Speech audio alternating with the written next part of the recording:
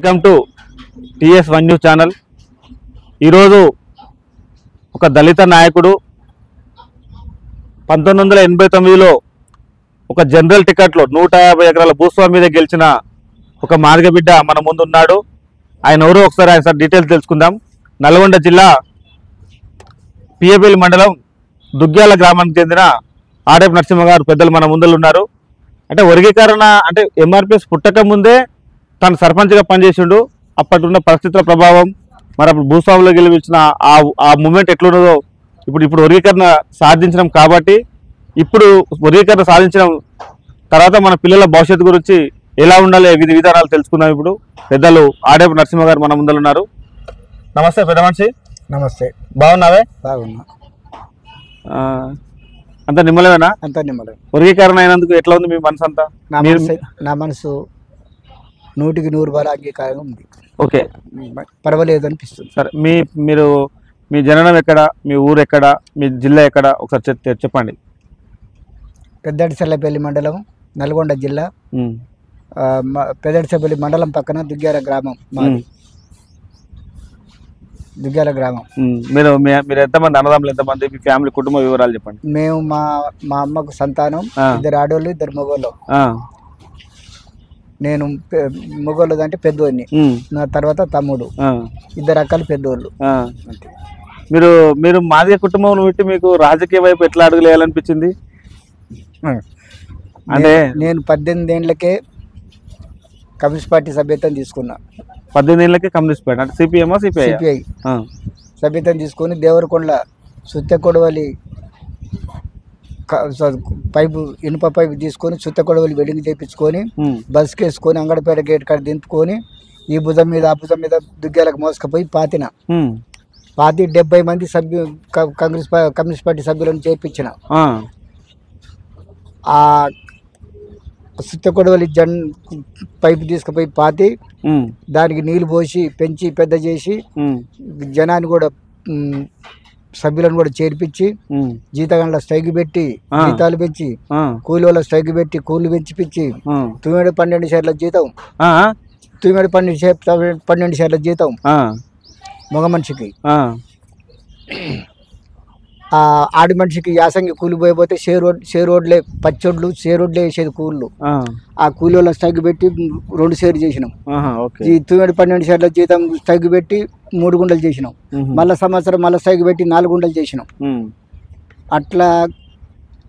అట్లా communist party పరంగా ఆ ఉద్యమం నడిపించి జనాన్ని పోగు చేసి ఎంకరేజ్ చేసి 89లో గ్రామ పంచాయతీ ఎన్నికలు వస్తే నేను పోటీ చేసిన కమ్యూనిస్ట్ పార్టీ తరఫున. 89లో అంటే జనరల్ సీటు దేశముకు రుసుము నైజాం కాలం వల్ల రుసుము వచ్చినటువంటి రెడ్డి దొర. ఆయన నైజాం కాలంలో రుసుము వచ్చినటువంటి రెడ్డి దొర అమెరికాలో అలా బిడ్డలు కొడుకులు అమెరికాలో ఉన్నారు. 150 ఎకరాల పట్టేదారి భూస్వామి. ఆయనకు పోటీ చేసి కమ్యూనిస్ట్ పార్టీ తరఫున సిపిఐ పార్టీ తరఫున పోటీ చేసి గెలిచిన. ఏం పేరు దొర పేరు? పాపిరెడ్డి దొర. అవునే. ఇప్పుడు నువ్వు అప్పుడు ఆ రోజుల్లో ఎర్రజెండా వాతి ఉద్యోగం చేస్తే మరి అంత పెద్ద భూస్వాములు నీ మీద ఏమంటే దాడులు అట్లా ఏం చేయలేదు, ఇబ్బంది పెట్టలేదు? చేయలేకపోయినారు. అంటే పార్టీ ప్రభావం, పేదల సపోర్టు జీతగాండ్ల స్ట్రైక్ పెట్టి ఆయన ఒక్కరికే 120, ఆయన ఒక్కరికే జీతగాండ్లు 25 మంది, ఇంకో దొరకు 15 మంది అందరినీ రాత్రిపూట సమావేశం ఏర్పాటు చేసి ఎంకరేజ్ చేసి జీతాలు పెంచిన. ఇక పోతే ఆ దొరలకు, మా ఊళ్ళో దొరల కంప బాగుంది. 12-15 ఇండ్ల కుటుంబాలు చెప్పులు చేత పట్టుకొని నడిచిన రోజులు. వాళ్ళు ఎదురుగా ఆడంగపోతుంటే ఎదురుగా కూర్చుంటే చెప్పులు చేత పట్టుకొని నడిచిండ్రు. మీరు కూడా ఫేస్ చేసిరా? నేను చేయలే. మా వయసు ఎంత ఉంటది ఇప్పుడు? ఇప్పుడు 65 దాటింది. 66-67కి వచ్చిన. 65కి వచ్చింది. అప్పుడు 18లో ఉన్నా. 71లో 18లో ఉండి ఉంటా. అయితే ఆ జీతగాళ్ళు స్ట్రైక్ పెట్టినందుకు, కూలి వాళ్ళ స్ట్రైక్ పెట్టి కూలి పెంచినందుకు ఆకిళ్ళు ఊడకుండా బంద్ చేసిన. ఆకిళ్ళుకి పాయకాన్లు ఎత్తేసేది మన జాతి. ఇప్పుడు మేమేమనుకుంటున్నాం అంటే 150 ఎకరాల భూస్వామి మీద ఆడేపు నరసింహ గారు 1989లో పోటీ చేశారు కదా, మరి మేము కూడా భూస్వామి అనుకోవాలి మిమ్మల్ని? మీ ఆస్తులు ఇప్పుడు కొంతమంది అనుకుంటారు కదా అట్లా. గ్రామ పంచాయతీ సర్పంచ్గా పోటీ చేసిన నాడు నా ఖర్చు 1500. మీ జేబులు ఎన్ని పైసలు ఉన్నాయి అప్పుడు? అప్పుడు 200, 300, 500 ఉంటే మా ఎక్కువని 1500 కూడా అబ్బాయినా నేను. మరి ఎట్లా గెలిచినావు 150 ఎకరాల? జనం వల్లకి పోయినా నేను. జనం వల్ల సానుభూతి ఉంది నాకు. జనాలు దొరలారు దౌర్జన్యం ఎక్కువ ఉంది. గెలిపించారు జనాలు మిమ్మల్ని? జనాలు గెలిపించారు. సరే ఓకే. మరి ఊరికి ఎట్లాంటి సేవలు చేసినావు ఆ రోజుల్లో? చాలా చేసిన. అంటే ఏమేమి చేసినావు 5 సంవత్సరాల? నేను సర్పంచ్ అయినాక సెంట్రల్ గవర్నమెంట్ వచ్చి ఒక లారీ తీసుకొచ్చి ఊర్లో పెట్టి 3 నెలలు ట్రైనింగ్ ఇప్పించిన మాది వాళ్ళకి చెప్పులు కుట్టేందుకు. అసలు ఆర్టిజాన్ కాంప్లెక్స్ అనే పదమే తెలియదు. ఇవాళ ఉన్న ఎమ్మెల్యే కూడా తెలియదు. ఆర్టిజాన్ కాంప్లెక్స్ అంటారు. నల్గొండ జిల్లాల పరిశ్రమల జిల్లా దాన్ని పరిచయం చేసుకొని అల్లకి పోయి 25-30 మందికి ట్రైనింగ్ ఇప్పించి సర్టిఫికెట్ కూడా ఇప్పించిన. అంటే దండోర ఉద్యమం రాకముందే సర్టిఫికెట్ ఇప్పించిన వాళ్ళకి. అట్లా చేసినందుకు మన జాతి కట్టుకట్టినట్టే ఆయన ఓట్లు వేయకుండా నిలబడ్డారు నా తరఫున. Very good. అదే విధంగా మాల జాతి కూడా, మాలలు కూడా అట్లే ఉన్నారు. అన్ని జాతులు అందరూ సమానంగా చూసినావు? అన్ని జాతులను సమానంగా చూసిన. అట్లా చేస్తే నువ్వు ఒక దళిత సర్పంచ్వి 1989లో 45 రోజులు జైలు జీవితం గడిపిన వాడిని కూడా ఒక సర్పంచ్ జైలు పెట్టాల్సిన అవసరం వచ్చింది ఆ రోజుల్లో. అది ఎందుకు జైలు పోవాల్సి వచ్చింది? అది మా ఊర్లో మస్కూరు మాలోల పిల్లగాడు మస్కూరు ఉండే. అతడు బాగా తాగేది. అయితే భార్య పిల్లలు లేరు. అయితే తల్లిదండ్రులు కూడా లేరు, చనిపోయినరు. అన్న ఉంటే ఒకడు వికలాంగుడు, ఆయన సందలు ఆయనే ఉన్నాడు. వీడు తాగేది మస్కూరు కాబట్టి ఆడు పోపిస్తే ఈడు పోపిస్తే బాగా తాగేది, సొంతం కూడా తాగేది. సదస్యాలు వేరే కాలం వల్ల బాగా ఉబ్బరవ రోజులు తాగిండు. మా ఇంటికి వచ్చిండు. మా ఇంటికి వచ్చి నన్ను వరుసకు మావ అనేది. మావ నువ్వు నాకు పని చెప్తలేవు, ఏం చెప్తలేవు, ఎవరిని ఆన్బిలు ఈన్బిలు అంటలేవు, ఇదివరకు దొర అట్నే అనేది కదా నాకు పని చెప్తలేవు అని నా ఇంటికి వస్తే బాగా తాగిండు. సొల్లు కారుతున్నది. అరే నీ అమ్మ వీడు ఇట్లా తట్టుడు, అరే వస్తుంది, నేను దేవరకొండ పోయేది ఉంది, సరే మంచిదే రేపు సాయంత్రం వచ్చి కలుస్తా పో అని చెప్పిన. అంటే పోక మా ఇంటికాడ కూర్చొని పొరలాడుతుండు, కూలబడ్డాడు. మా పక్కన మాలోళ్ళు ఇల్లు ఉంటే, మాలోళ్ళ పిల్లలు ఉంటే ఇల్లు పిల్లగా అనిపించి ఆయన ఇంటికి పంపించిన. పంపిస్తే ఎండగా ఉపకాలమా ఇంటికి తోలితే భార్య పిల్లలు లేరు, తాగిండోడు కాబట్టి సొరగొన్నాడు, చచ్చిపోయాడు.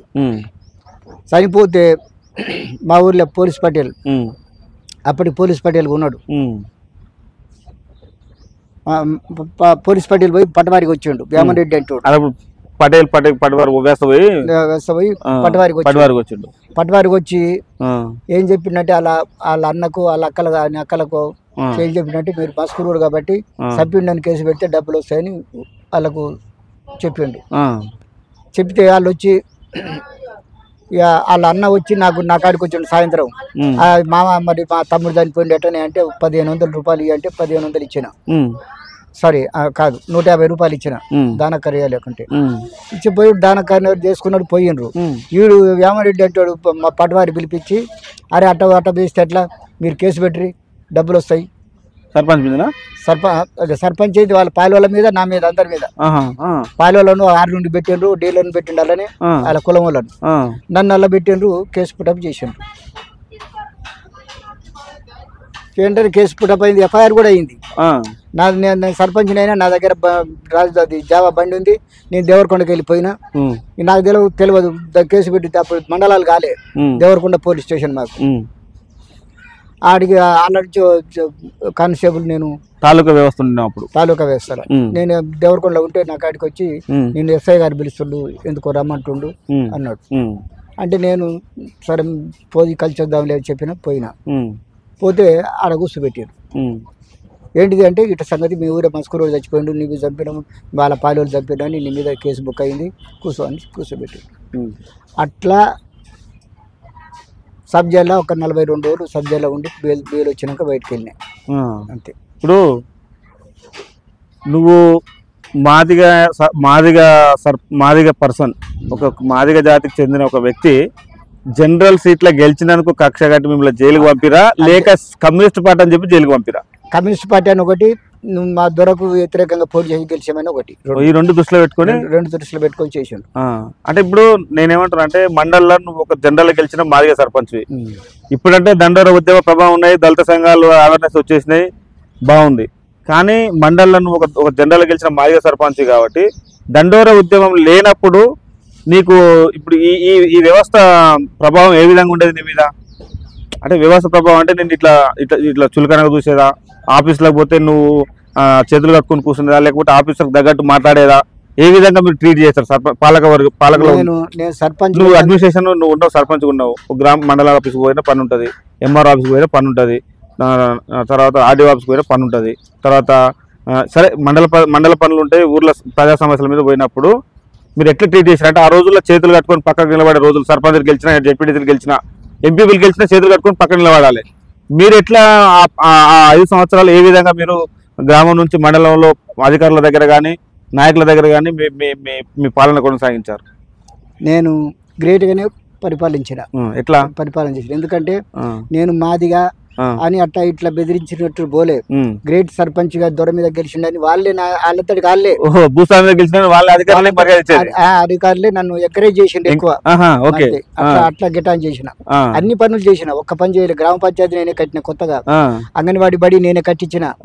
అంగన్వాడీ బడి దొరోళ్ళ ఇళ్లలో ఉండేది, తీసుకొచ్చి మాది ఇళ్లలో జాగా కొని కట్టించిన ఆ రోజులనే. మీ రాజకీయ గురువు ఎవరు?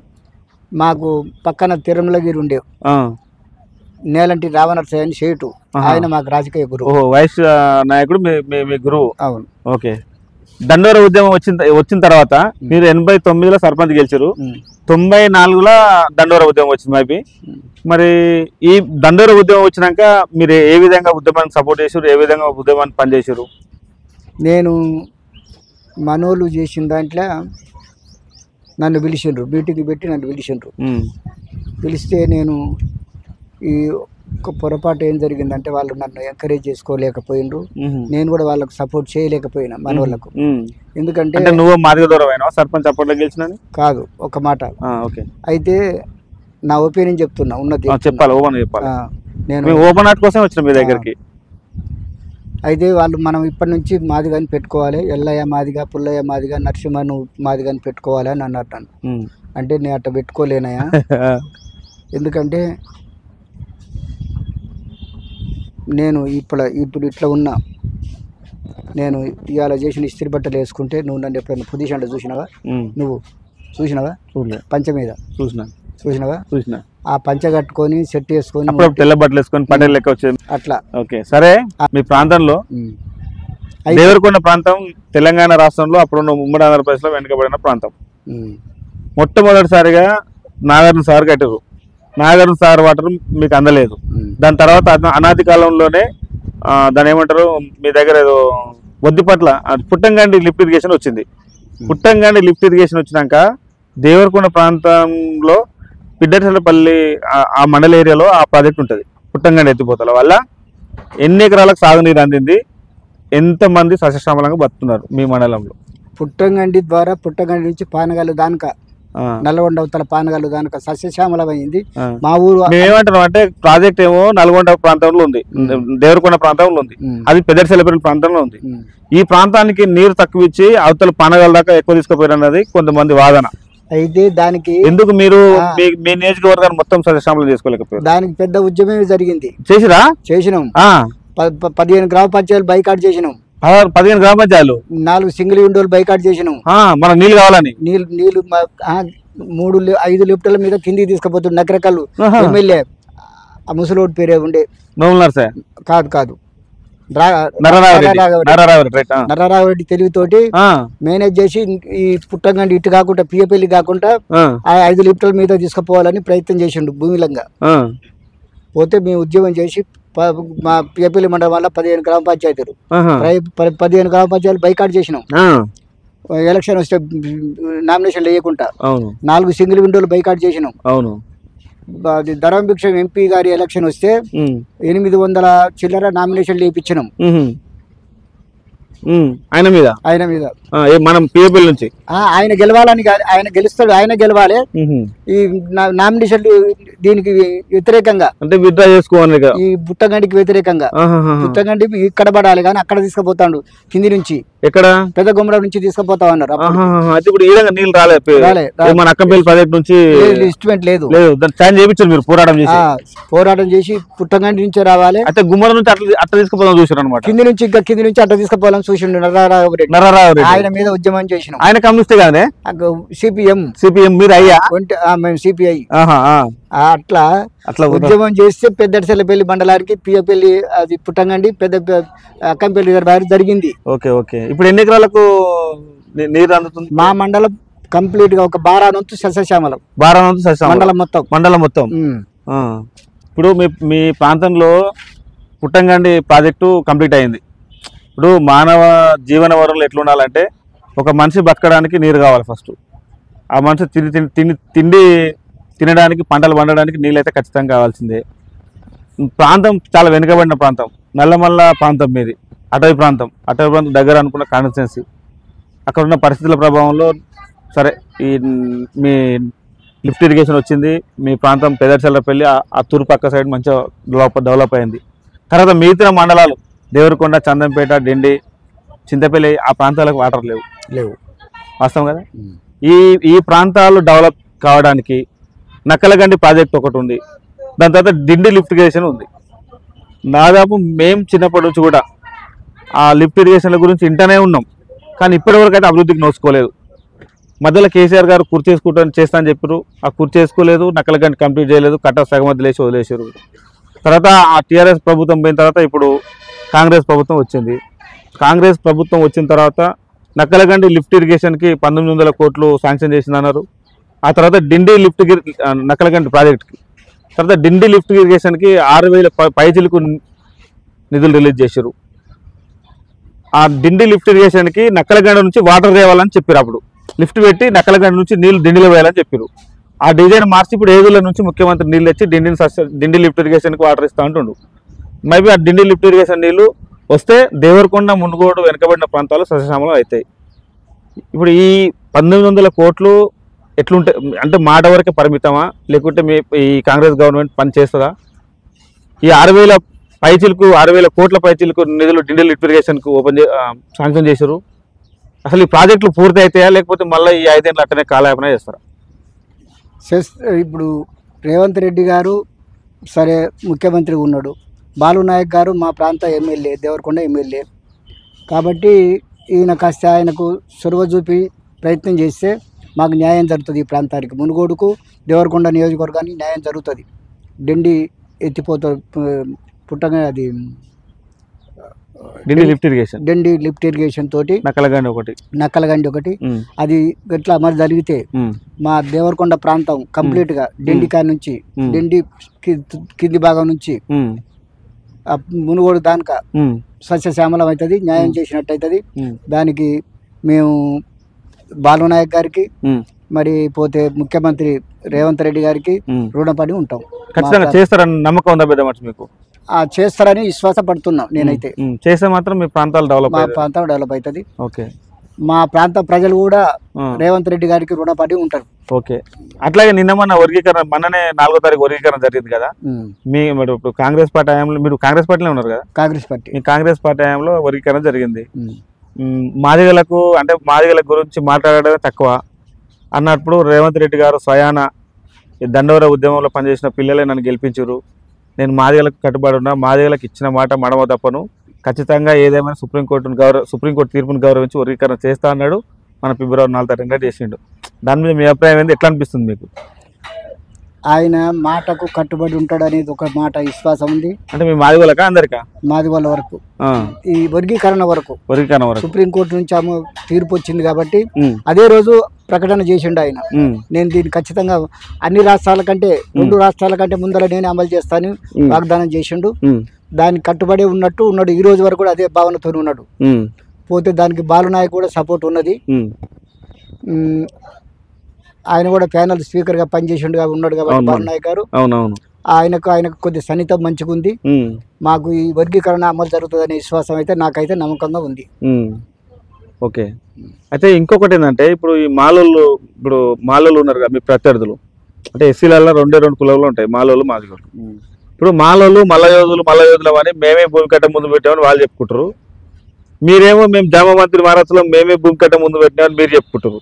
అసలు ఇలా మల్లయోధులు భూమి కట్ట ముందు పెట్టరా, లేకుంటే జామమంత్రి మహారాష్ట్రలో ముందు భూమి కట్ట పెట్టరా, లేకుంటే మీ కట్ట ముందు ఇంకో రాని ఉన్నారా? ఎవరు లేరు. మల్లయోధులు అంటారు ఏంది? మల్లయోధులు ఎవరు? వీళ్ళు బలం ఉంది పట్టుబట్టినోడు మల్లయోధులు అంటారు దాన్ని.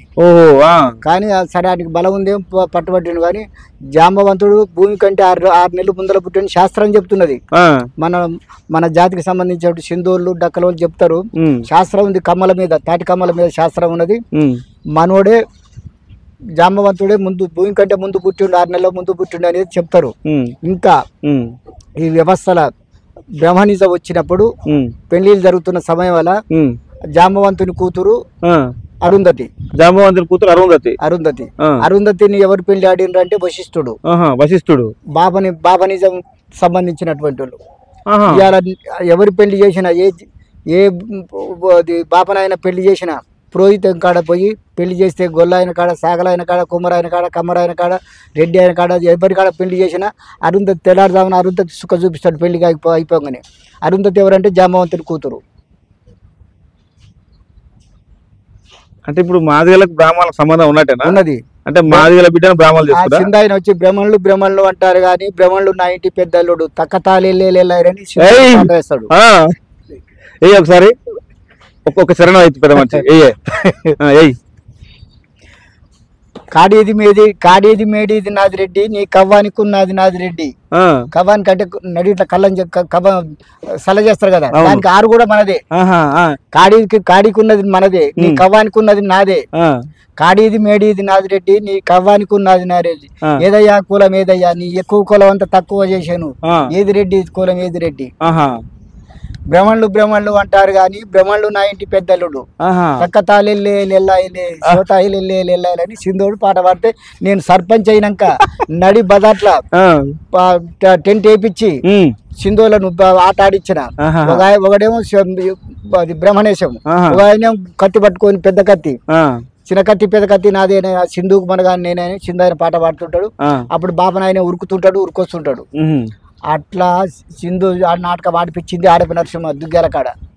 అంతకుముందు లేదు, ఆడనీయలేదు. ఇప్పుడు వర్గీకరణ జరిగింది కదా పెద్ద మనిషి, మీ మండలంలో ఇప్పుడు ఏదైనా పెద్ద పోస్ట్ మండలం పోస్ట్ వస్తే పోటీ ఎన్నిక మీరు సిద్ధంగా ఉన్నారా? నా దగ్గర ఆర్థికంగా లేను. నేను ఆర్థికంగా లేకుండా నువ్వు ఆ రోజుల్లో గెలిచినావు, ఇప్పుడు గెలవగలుగుతావు కదా? గెలవాలంటే అంటే పార్టీ మీ కాంగ్రెస్ పార్టీ అధికారంలో ఉంది కాబట్టి సపోర్ట్ చేస్తే. పరిస్థితులు మార్పు జరిగినాయి. ఓకే, పరిస్థితులు మారిపోయినాయి. డబ్బు పెట్టకపోతే గెలవలేని పరిస్థితి వచ్చింది కాబట్టి నా దగ్గర కనీసం రేపు సర్పంచ్ కూడా చేద్దామన్నా కానీ ఆర్థిక పరంగా లేదు. అంటే మీరు న్యాయంగా పనిచేసారు అన్నమాట? న్యాయంగానే చేసిన, నేను ఏం ఖర్చు పెట్టేది 1500 అంటే. ఇప్పుడు సర్పంచులు అయిన వాళ్ళు ఆ రోజుల్లో ఒక 34 ఏళ్ల కింద సర్పంచ్ గెలిచారు మీరు, మరి ఆ రోజుల్లో మస్తు పైసలు సంపాదించుకోవాలి కానీ. లేవు నిధులు, గ్రామ పంచాయతీ నిధులు లేవు. కేసీఆర్ వచ్చినాక గెలిచిన సర్పంచులు, నా తర్వాత గెలిచిన సర్పంచులు, ఒక వడ్డీరామ గెలిచింది. ఆయనకి 15 ఎకరాలు ఉంటే 12 ఎకరాలు అమ్ముకున్నాడు సర్పంచ్ చేసి ఆయన పెళ్ళం. ఇంకో లమ్మడోళ్ళ పిల్లగాడు సర్పంచ్ నన్ను చేసి మా గ్రామ పంచాయతీకి 2 ఎకరాలు అమ్ముకున్నాడు. ఒక తర్వాత ఎస్సీ అయింది, నేను చేయలే. ఎందుకంటే నాకు ఆర్థికంగా డెవలప్ చేసినటువంటి ఇరిగేషన్ డిపార్ట్మెంట్ ఈ గారు శ్యాంప్రసాద్ రెడ్డి గారు, నరసింహ గారు, నువ్వు ఎస్సీ అయితే పోటీ చేయొద్దు, నువ్వు జనరల్ గెలిచినావు కాబట్టి మండలానికి వచ్చినప్పుడు చేయలేదన్న, కానీ సర్పంచ్కి ఒకసారి చేసినావు మళ్ళీ నువ్వు చేయొద్దు అని అంటే సైలెంట్ ఓడిపోయినా. ఆ పిల్లగాడు కూడా మన ఎస్సీ పిల్లగాడు గెలిచి వాడు ఆర్థికంగా కోల్పోయిండు అంతా. ఇవాళ సర్పంచ్ మాజీ సర్పంచ్ అని కూడా అంటలేరు. తర్వాత ఇంకొక ఆయన గొల్ల సర్పంచ్ గారు చివరగా వర్గీకరణ జరిగింది, మీరు ఒక సీనియర్ సర్పంచ్గా, ఒక మాదిగ జాతి బిడ్డగా వర్గీకరణ జరిగినందుకు మాలలు కొంచెం గురుగారు ఉన్నారు, కొంచెం అంటే మీరు సర్పంచ్గా అన్ని వర్గాలకు అనుకూలంగా ఉన్నారు కాబట్టి మీరు మాలలకు ఏం సందేహం ఇవ్వాలనుకుంటున్నారు? అంటే ఇప్పుడు 2 వర్గాలు 2 ఉన్నాయి, ఒక పొలం ఉంది, దాన్ని శిరసమనం తిందామని మీరు మాదిగలు పోటీ ప్లాన్ చేశారు. వాళ్ళు ఏమంటారు, అరే ఎవరిని తెలివి ఎంత ఉంటే అంత తిందామని కుర్రాళ్ళు. ఇప్పుడు సమానంగా అయింది, మీరు మాలలకు ఏం సందేహం ఇవ్వాలనుకుంటున్నారు? మాలలు గతం నుంచి కూడా పూర్వం నుంచి కూడా కొద్దిగా తెలివిగా మలిగిన వాళ్ళు, కొద్దిగా ఆర్థికంగా మంచిగానే పుంజుకున్నారు అన్ని విధాలా. ఇప్పుడు మనకు సమయం వచ్చింది కాబట్టి ఈ వర్గీకరణ అమలు జరుగుతుంది కాబట్టి వాళ్ళు రాజీపడి మనకు అవకాశం ఇస్తే సంతోషిస్తాను. నేనైతే రాజీపడాలి కూడా, వాళ్ళు కూడా వర్గీకరణ ప్రకారం రాజీ కుదిరించుకొని ఇష్టపడితే మంచిది నా అభిప్రాయం. ఓకే.